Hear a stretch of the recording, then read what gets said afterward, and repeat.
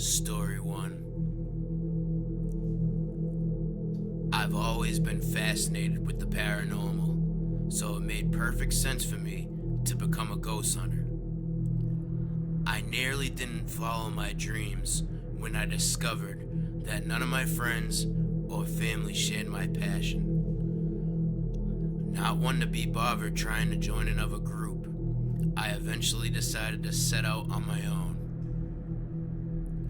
What's ironic is that I've always been afraid of ghost stories, which is why I wanted to do my own research.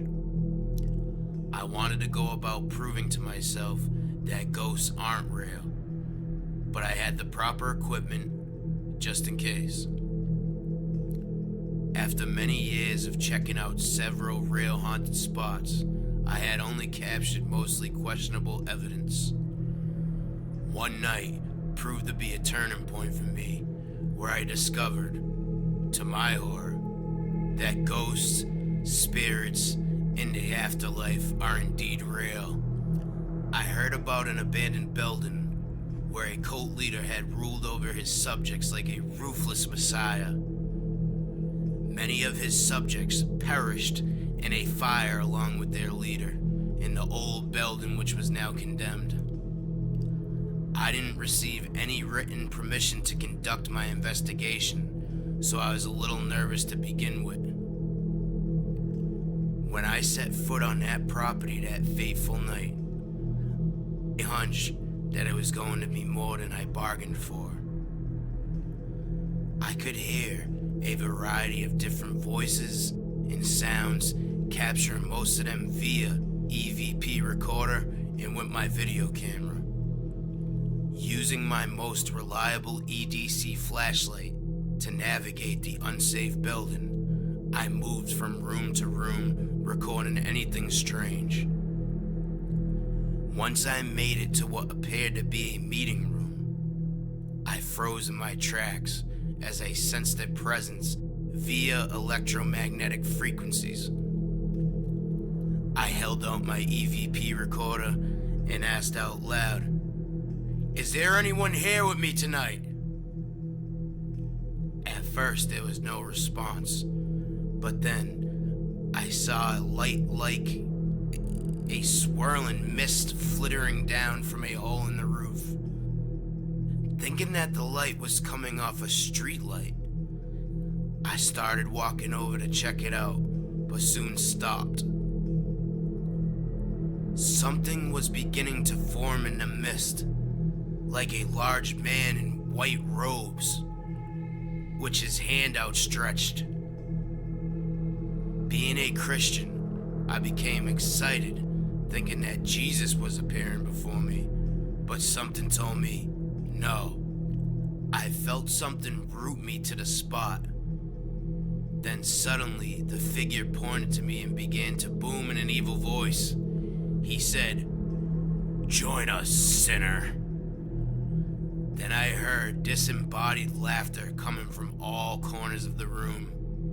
In a panic, I dropped the EVP recorder and bent down to try and find it, doing my best to keep my eyes on the ghost. While the laughter got louder, I saw the ghost start floating towards me, so I pointed the camera straight at him.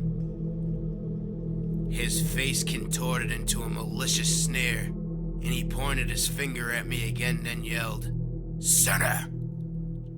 I was so scared, so I left my recorder and started to pray as I bolted out of the room, leaving the camera on. I raced through each room, tripping and scrambling to find the exit, while the ghost continued to scream at me. Chanting had started somewhere in the background as I sensed the ghost closing in, but I finally made it out.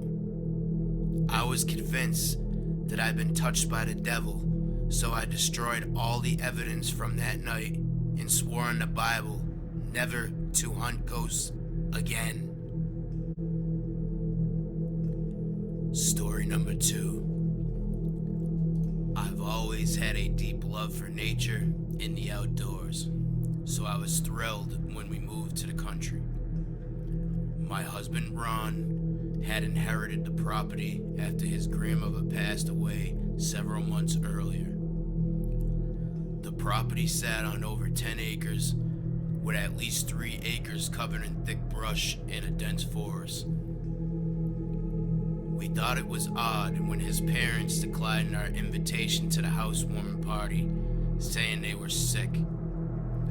Ron had been talking to them on the phone for 10 minutes before he invited them, and they seemed perfectly fine. Everyone else was eager to attend, and we spent several days cleaning up and preparing for the party. That is until they turned up. Every friend and family member advised that they felt strange once they arrived. My brother brought a friend along who happened to be a medium. She muttered something, and I pulled her aside to ask what she said. But she was very nervous and shaking badly. The medium blurted, "This land is cursed."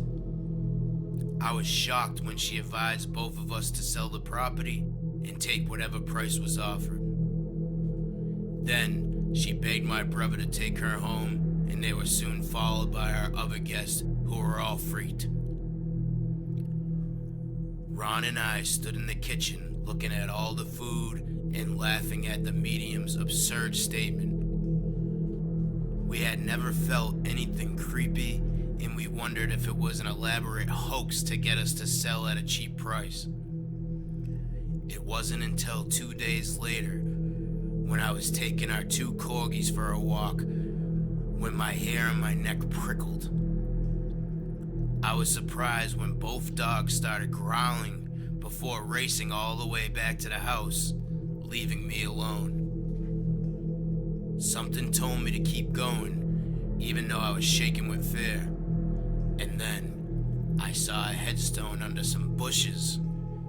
For the sake of privacy and a strong sense of fear, as we still live on the property, I'll keep the name a secret. There's a good reason why we stayed, which I'll explain later. What happened next still gives me the creeps. I decided to cover the headstone back up, and when I stood, a strong feeling of being watched came over me. Slowly turning around, I was shocked to see a hunched figure several feet away, watching me intently. It seemed to be an old woman totally dressed in black, which included a fedora hat, a heavy coat, and a wool shawl. I thought it was odd that she was dressed for winter, as we were in the middle of a summer heat wave in August. Normally, I'd say hello and ask if she was lost, but I sensed that this was not a normal woman or a normal situation. She suddenly, angrily yelled out a sentence in foreign language. Then she turned around and raced into the forest. Against my impulsion to follow her, I hastily made my way back home and decided to keep the event to myself. Ron saw that something was wrong, so I pretended to be sick, going to bed early, and falling into a dreamless sleep. The next morning, when he went out to chop wood, I called my mother-in-law to see if she knew anything. At first, she was hesitant, but I soon had her talking. I learned that I wasn't the only one to have seen the old woman. Apparently, the witch had lived on the property decades before Ron's grandparents even bought the property. It dawned on me that the witch was dead and that I stumbled across her grave. The previous day, Ron's mother went on to say that she'd never been happy growing up on the property, seeing as it was cursed. When I pressed for more information, she suddenly closed up and told me that I needed to get a priest. Then, I remembered the medium, so I called my brother, but he said that she refused to have anything to do with him. Even an intensive internet search yielded zero information, so I tried to forget it until I saw her again. It was later that same evening when I was doing the washing and noticed something outside under the oak tree. Ron was snoring in his armchair, and I was brave enough to investigate on my own, even though I was afraid. I approached the oak tree yelling, "Who's there?" with the broom in my hand. As I raced around, I slammed into the woman, who was very much flesh and blood, not a ghost, or so I thought. Her glistening black eyes shone out from under the brim of her hat, and she shrieked out so loud, I thought I was dying. Then, she snatched the broom from my hands, threw it into the bushes behind her, and pointed a bony finger at me. I put my hands up defensively and cried out, "Please don't curse me!" Then she cackled and her eyes flashed red. A searing bolt of pain went through my head, much worse than any migraine I've ever suffered before that night. I dropped to the ground as I riffed around in terrifying agony, barely noticing that she was dragging me away. I felt the bumps of the ground along with sticks and stones, finally realizing that she was dragging me to the forest. Even though I was in pain, I screamed and did my best to fight and escape, but she was powerful. I pleaded with her, but she wouldn't listen until finally she stopped, right in front of her tombstone in the bushes. I stood up and she grabbed my wrist as she muttered an evil spell through gritted and ghastly teeth. I saw that her teeth were like jagged rocks, and her eyes were still glowing red, like coals in an unholy fire. I continued to plead, "Please, please, I didn't mean any harm. What do you want?" She stopped and stared. I felt many roots coming out of the ground, creeping up my ankles to my knees. Now I was crying uncontrollably. She leaned forward and said in broken English, "The forest is mine. You no come here no more. It's mine." Pointing her bony finger hard into my breastbone, I realized what had to be done. I nodded. "Okay, I will promise." I meant it, and I kept my promise. I also convinced Ron to do the same to this day.